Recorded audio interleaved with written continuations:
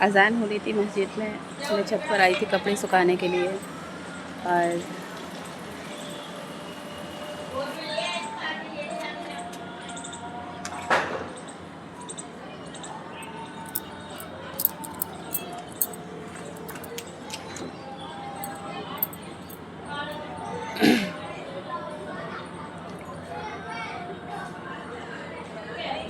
मैंने यहाँ के चरिंदे परिंदों की आवाज़ रिकॉर्ड की है, इसलिए मैं थोड़ी देर बोली नहीं थी।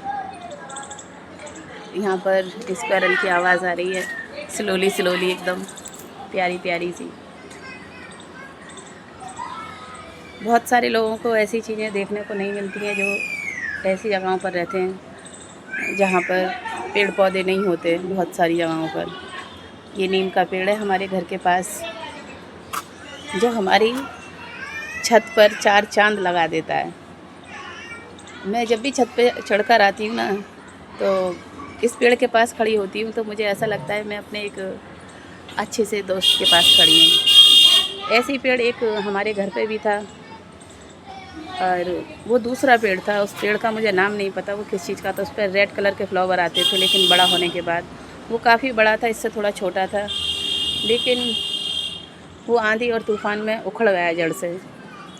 और ऐसा लगा जैसे मैंने बहुत एक प्यारी सी चीज़ खो दी हो, क्योंकि वो पेड़ मेरे भाई के घर के जस्ट दरवाजे पे लगा हुआ था और मेरा भाई समर चला के उसमें पानी लगाते थे। लेकिन जब मैंने जाकर काफ़ी दिन के बाद जब मैं वहाँ पर गई तो मुझे इतना सूनापन महसूस हुआ कि जैसे, क्योंकि ये पेड़ पौधे ना हमारे घर के एक मेंबर की तरह हो जाते हैं। जैसे हम अपने बच्चों की देखभाल करते हैं, देख रेख करते हैं और ख़िदमत करते हैं, वैसे ही हम इन पेड़ों की टहनियों को, पत्तों को झाड़ झाड़ के ज़मीन पर से फेंकते हैं और इन्हें पानी लगाते हैं, इनकी छाया में बैठते हैं। क्योंकि वो पेड़ जो होते हैं ना, वो हमें बहुत ज़्यादा फ़ायदेमंद होते हैं हमारे लिए। नीम का पेड़ तो ऐसा है, नीम के पेड़ के नीचे अगर कोई बीमार इंसान सोता है ना, तो उसकी तमाम सारी बीमारियां दूर हो जाती हैं, डिप्रेशन भी जाता है और हमारा खून साफ़ करने का काम करता है नीम का पेड़। हमारी रंगत गोरी करने का काम करता है। अगर हम नीम की किल्लियों को तोड़कर और उनको पीस कर और उसका सूप पी लेते हैं, जो जूस होता है नीम का, रस जो होता है उसको पी लेते हैं नाहर मुँह, तो उससे क्या होता है पता है? स्किन साफ़ होती है, रंग गोरा होता है। क्यों? क्योंकि ये मैंने खुद किया है, इसलिए मुझे पता है। क्योंकि मैंने काफ़ी दिन तक, शादी से पहले, मैं बहुत नीम, ऐसा है मेरा एक भाई है ना, उनके लिए पीसा करती थी मैं, ईमानदारी से बताऊं तो।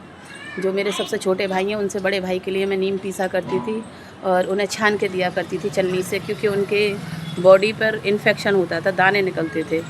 तो जब वो पीते नहीं थे, वो रोते थे कि मैं नहीं पी रहा, ये बहुत कड़वा है, तो फिर एक प्याली में मैं करके पीती थी और उन्हें दिखाती थी कि देखो मैं पी रही हूँ ना, ये कड़वा नहीं है। ज़रा सा हलक से नीचे उतरने के बाद मीठी चीज़ भी पता नहीं चलती, कड़वी चीज़ भी नहीं पता चलती। मैंने कहा दवाई भी तो कड़वी होती है, जिसको तमाम सारे लोग खाते हैं। मैंने कहा ये आपके लिए एक दवाई है। क्योंकि हमारी वालिदा नहीं रही ना बचपन से, तो मैंने अपने भाइयों के साथ एक ऐसा किरदार निभाया है, इस तरीके से रहे हम बहन भाई जैसे एक माँ और एक बच्चे रहते हैं। कभी ऐसा नहीं था कि मैं उनसे लड़ती झगड़ती नहीं थी, कभी गुस्सा भी करती थी, लड़ती भी थी, झगड़ती भी थी, गुस्सा भी आ जाता था मुझे। मैं पिटाई भी कर दिया करती थी, ईमानदारी से बताऊं तो, और चांटे चांटे लगा दिया करती थी मुँह पे जब गुस्सा आता था मुझे। तो जब इतनी उम्र भी नहीं थी, इतनी अकल और समझ भी नहीं थी कि वक्त के साथ एक दिन इनका साथ रहना भी बहुत मुश्किल होगा। अल्लाह ताला ने बहन भाई का रिश्ता बहुत खूबसूरत बनाया है।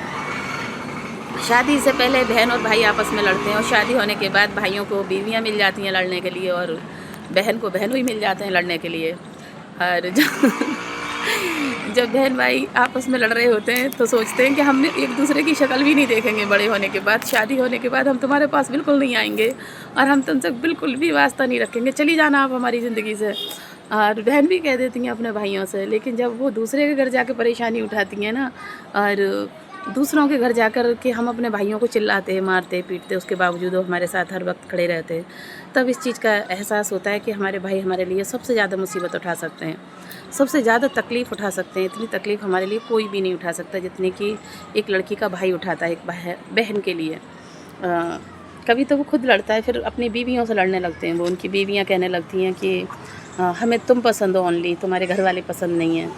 तो बहुत सारी जगहों पे भाई ना बहनों के लिए लड़ने लगते हैं कि आप भी मेरी लाइफ में रहो, अच्छी बात है, लेकिन मैं अपनी लाइफ में अपनी सिस्टर को भी रखूँगा।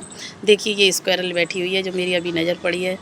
देखो देखो क्या अल्लाह ताला ने, देखिए मैंने छत पे चढ़कर आई तो मैंने सोचा क्यों ना 5 मिनट यहाँ खड़े होकर, ये ज़िंदगी का देखो एक ही है, एक और है यहाँ पे, वो इसमें नहीं आ रही कैमरे में।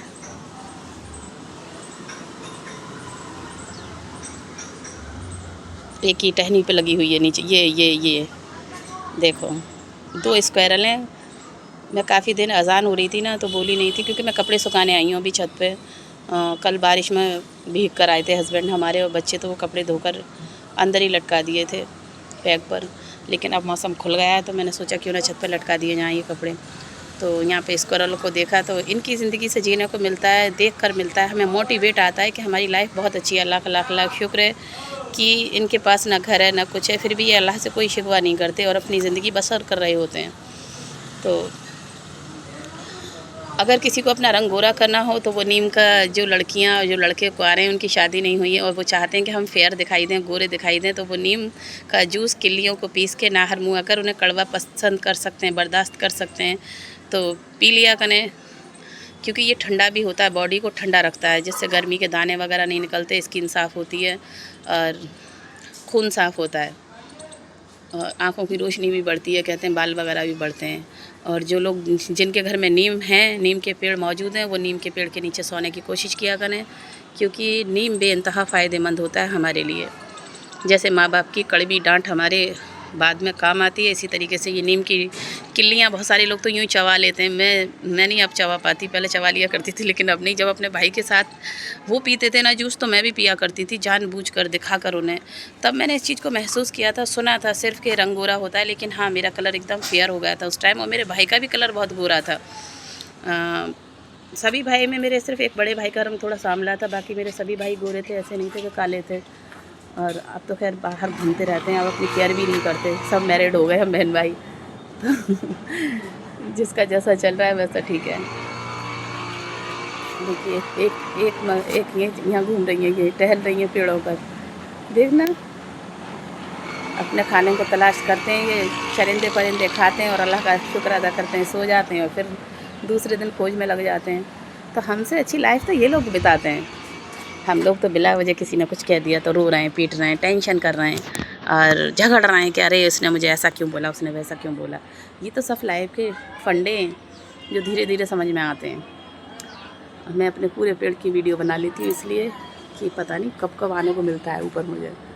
लेकिन हाँ, मैं जब भी ऊपर आती हूँ तो अपने दोस्त के साथ बेइंतहा बातें भी करती हूँ और वक्त भी बिताती हूँ थोड़ा सा। देखो एक चिड़िया बोल रही है, इसके ऊपर चिड़िया की आवाज़ आई है।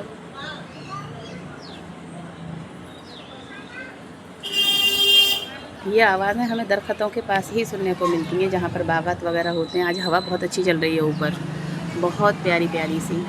मैं हर इंसान से यही कहना चाहती हूँ जो भी मुझसे जुड़े हुए हैं कि अल्लाह ताला के लिए, खुदा के लिए अपनी ज़िंदगी खुशगवार बनाकर गुजारें, क्योंकि हमारे अपने लोग ही हमें कब्र में उतार देते हैं और भूल जाते हैं कि हम किस कब्र में, कहाँ हमारी कब्र है।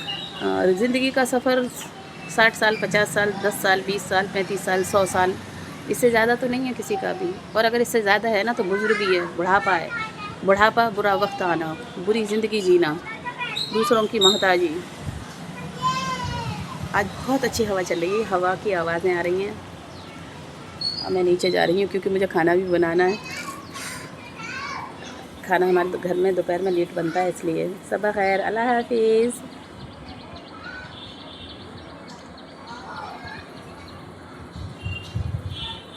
थोड़ी सी चिड़ियों की आवाज़ सुन ली जाए।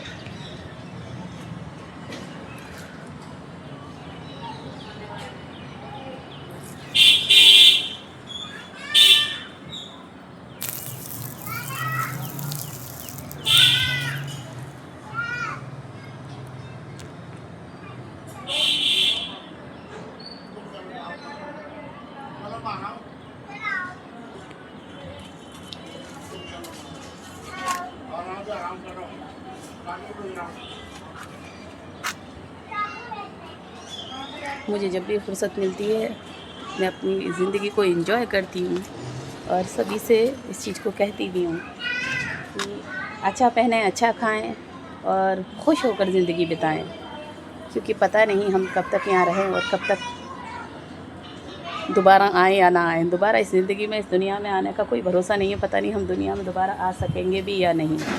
देखिए कितनी प्यारी हवा है आज, बेइंतहा।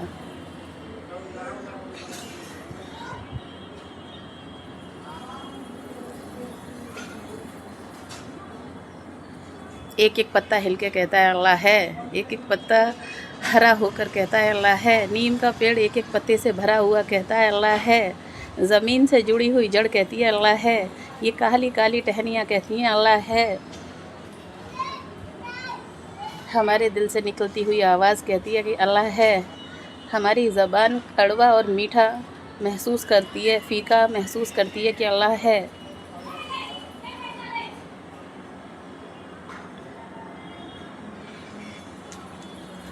ठीक है, मैं नीचे जा रही हूँ। अब अल्लाह सबा खैर, अल्लाह हाफिज़।